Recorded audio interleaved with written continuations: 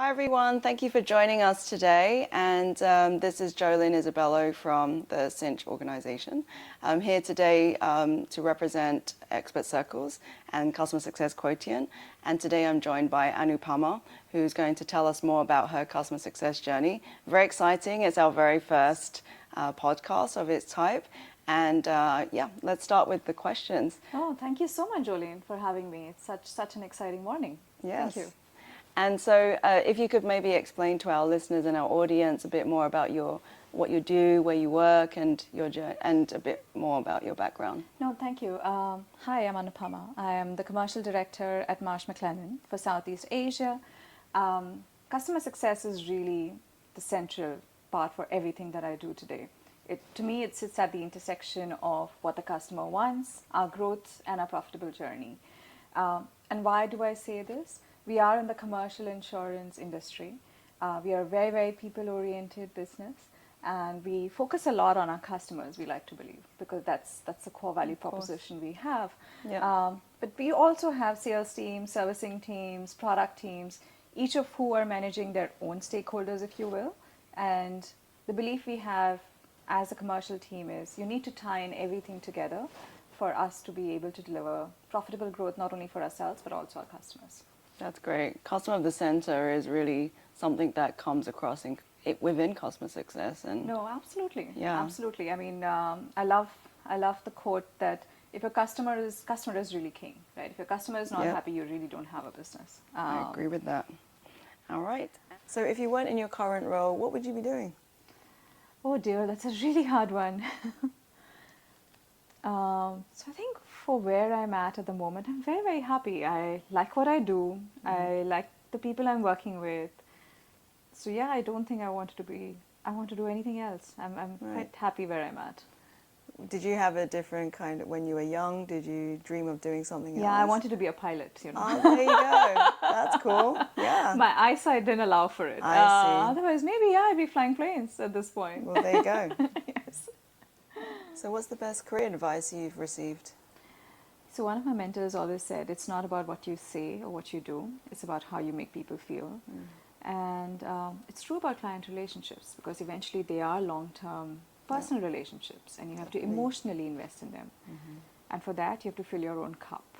So I think that bit around how do you make sure that you're happy and comfortable very, very much resonated with me. That makes sense. And I've kind of, stayed with me, Thank you.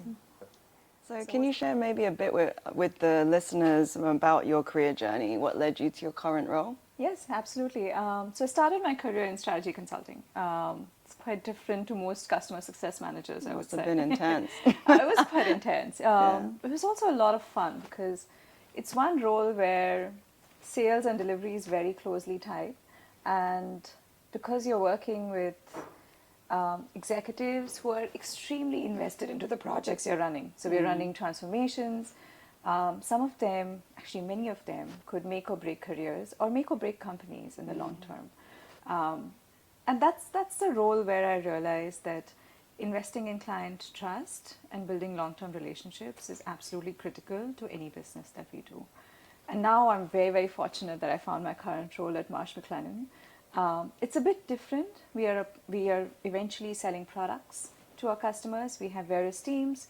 We have product, we have servicing, we have sales, and each of them are doing great. And each of them are trying to do the best for their customers. However, the organization is a big organization. And bringing everybody together is not always a straightforward answer. And that's kind of what my role is all about.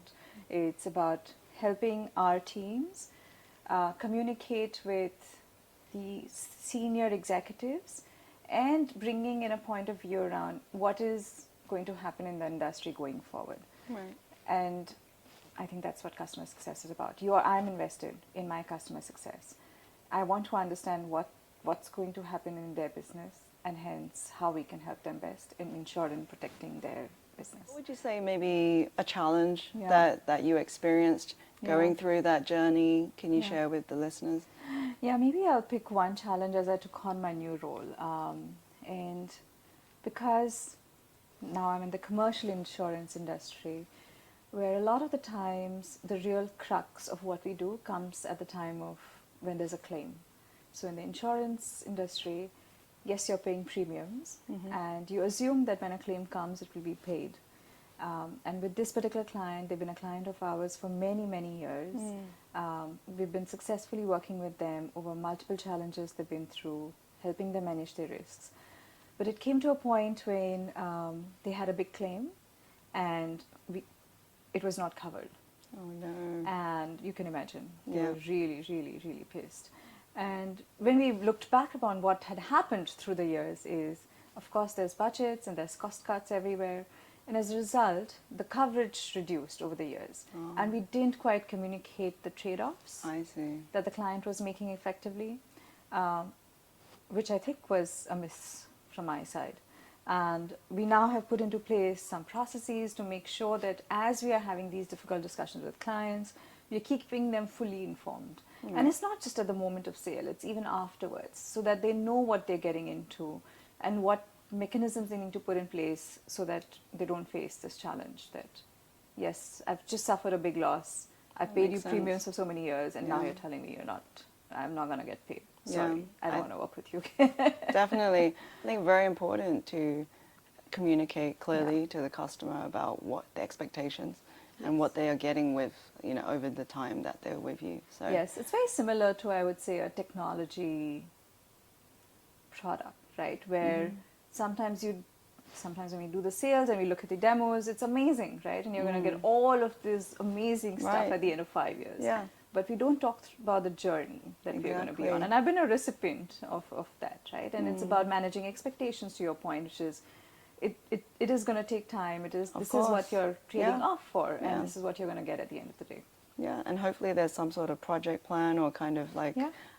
a success plan that's put Yes. in place that helps to document how to put these different, the journey together, right? Or the Yes. setup or Yes. whatever it may be. Yes. No, and I think that's kind of the crux of it, right? Like as senior executives working with the clients, the role really is about seeing the end goal, putting that vision onto paper and communicating it effectively. Yeah. If I cannot see what's going to happen 3 years down the road Right. and what could or could not go wrong, then I cannot communicate it to my clients. That's makes sense. absolutely critical. All right, so I'd love if you could explain how customer success plays a role in the commercial insurance industry. No, thank you. I'm passionate about it, so you'll have to stop me. Yeah. Oh, that's okay. Yeah, So please. It's pretty much at every step of the process, if you will, right? So right at sales, we have to sit down with the customer and explain to them what the product is about, what they're going to get, what are the risks we are managing with them. And very closely tied to that is proactive risk management. It's not just about transferring the risk to the insurers, but looking at your business and working with the clients to say, how can you reduce, how can you optimize your risk management framework so that you get better outcomes also from the insurance side. Then there's renewals. It's not always automatic with us. Clients' businesses are changing, their needs are changing. Every renewal, we sit down with a client, we look at the claims, we look at the cost, and we look at how we can help them optimize their insurance purchase and what is it that they really, really need. Yeah. And that is a conversation you must absolutely have. Just to ask, is that time consuming? Because Yes. if you're having a lot of renewals, then Yes, absolutely. And, yeah. Absolutely. Our renewals start at least 3 months before the renewal date. Okay. We are actively engaging with the clients. We are sitting down with them. We are looking at the claims history. And we are building a plan alongside them. This was the structure you had last year or 2 years ago. Does this structure still work for you or not? Yeah. And that takes a bit of time. Yeah. And it should be allowed time, I would say. okay. I think the most critical step is the claims advocacy. And that's kind of the core of my industry, where we are an insurance broker. When something goes wrong with the client, we have to help them navigate the process. We have to work very closely with them to see what happened, what will they get out of it, what were they covered for, what is the valuation. The principle is you should be no better or worse off than when you were when this loss happened. Right. And that's very, very critical that we work with our client in those difficult times and help them deliver a peace of mind, Right. that at least financially I'm fine. Yes, Yeah, I have other exactly, things to yeah. take care of. And then finally, I think it's about the feedback loop, right? So feedback loop between claims and underwriting is very, very critical for us as a strategic partner to our clients. We are sitting with the clients every day and we are working with our insurance partners, deliver their product to our clients. And one of the most critical roles is for us as customer success managers, I would say, is to make sure that industry as a whole evolves. And that is only possible if we have a real feedback loop that's going on. That's great. And then from a satisfaction standpoint, how do you ensure that the clients are getting that long-term satisfaction? Yes, so I think it's a lot of it is based on the data and having a very factual discussion with our clients. It's also about collaborating with different parts of our own teams and different parts of the clients to say, are you really, so for example, right, like one of our clients, a big e-commerce company, has warehouses now in multiple markets. And they started as a Singapore-based e-commerce company with 5 warehouses. Now they have over 500 over the last 5 years, so they've really rapidly grown. And each of them is kind of, you have to buy property insurance for each of your warehouse, like that's basic, right? But today they're looking at all of this and saying, I'm spending more than $50 million just on my insurance purchase. How can I consolidate it? And that's where we come in and we work with our clients to say, we have digital tools, we have data, we've done it with other clients who've grown rapidly. We can help you look at all of this together. We can definitely bring down your insurance purchase by about 15-20%, not only because we'll give you a view and some clarity, but we have leverage with our insurance partners and we can help you. What's the right way to put it? It's if you consolidate everything into one single place and you do it with us, you will have more control over what you're buying versus not buying. Yeah, I mean, they're optimizing ultimately, right? So, got it. And in terms of there must have been lessons learned from, working with customers for such a long time as you have. So I think the listeners would love to hear maybe leadership or customer success like tips as such or lessons from you. Yeah, I think if I step back and think about it, right, like customers don't want vendors, they want partners. They want somebody who will work with them through their growth years and through their not so great years. Customers also want people or partners who listen and lean in to understanding the business. I think that's critical, especially in a product-based business. That's very important. We all have quotas. We all have our targets to meet. But eventually, that's not the customer's problem. The customer's problems and issues are for us to listen and then say, does this help solve what you need or does this not? And I think from a leadership point of view, because you're working with various teams, I think the teams are fantastic. They're extremely competent. And I always think that my job is to remove the obstacles and not to micromanage the teams. Just empower them, right? Let them do what they can do best. And we are the ones who help them remove any blockers that there will be. Yeah. I definitely agree with you there. Being a leader myself, I want to remove things that I can to help my team do their job more effectively. And my manager does that for me as well. And it's so helpful. And I think this is something definitely is very blessing as well, right? Absolutely. To have a manager who supports you with that. So I think we all pray for that. Absolutely. I shouldn't be, I don't know if I should say this on my podcast, I absolutely love my boss. Makes my job so much easier. And maybe they'll listen to this and we'll get a promotion. No, I'm kidding. Okay, and maybe about KPIs. What kind of KPIs do you track in your world? So it's both qualitative and quantitative. On the qualitative side, it's about sitting down with the customer, maybe annually, sometimes biannually, understanding. We call it stewardship meetings, where somebody who's not part of the core team, somebody senior sits down and really understands, are we delivering what we have promised and what we could be doing better.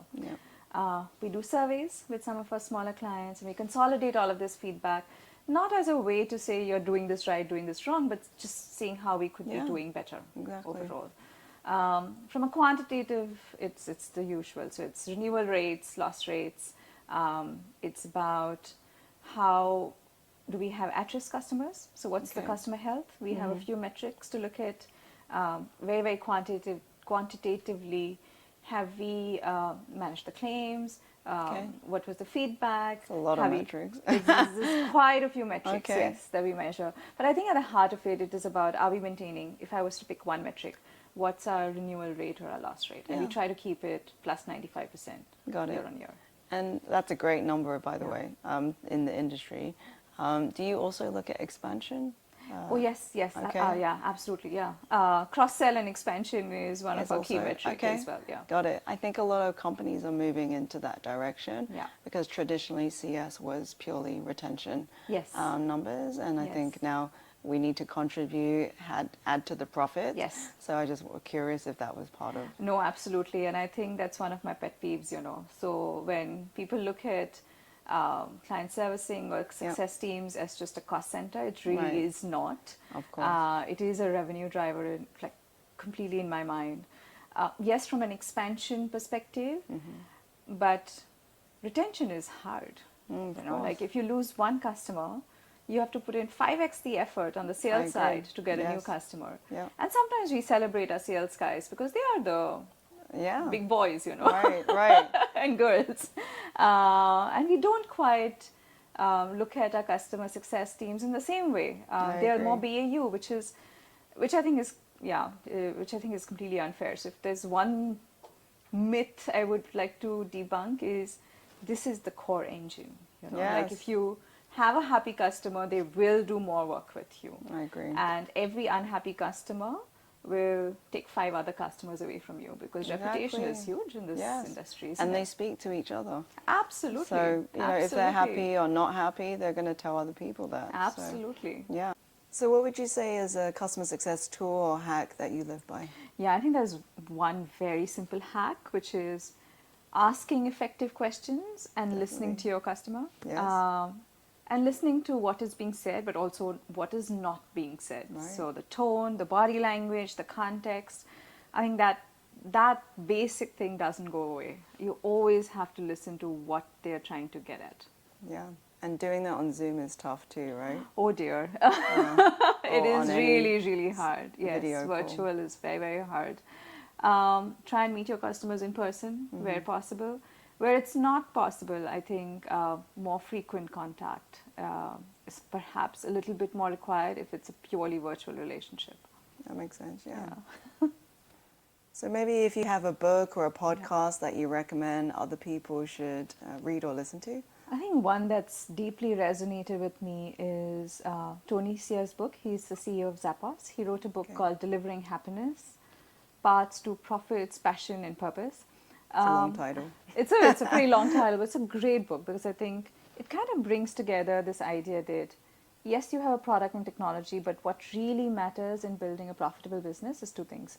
One is your customer and how happy and respected your customers feel, but also your teams. He talks about a happy, engaged workforce is eventually the mantra for success for any profitable business. And I think that's very, very true, especially when we talk about sales and commercial teams. We are seen as sweatshops, but it's not true. If your sales teams are happy, engaged, they'll be happier with the customer, and that's eventually what I think is important to succeed. Yeah, thank you for Thank sharing. you. So I wanted to share one tip around if you wanted to get a role in sales commercial. Sometimes people are scared because it's all about targets, it's all about growing the business, and that can be scary. But it's actually really, really simple. It's about being consistent and showing up with authenticity in front of your customers. If they like you, if they trust you, they will buy from you. And that's all it really is about. Hi everyone. So I wanted to share my biggest customer success tip. If it's something a role that you want to get into, I would say that presenting value is ultimately what we want to achieve as a customer success manager. So continue to present value in the way and form that your organization does it. So I recommend that looking at metrics of the organization that you're working with and trying to up level in the organization as well, or the client that you're partnering with, is so, so important to be able to build trust. And in that way, it also maintains your integrity. Thank you.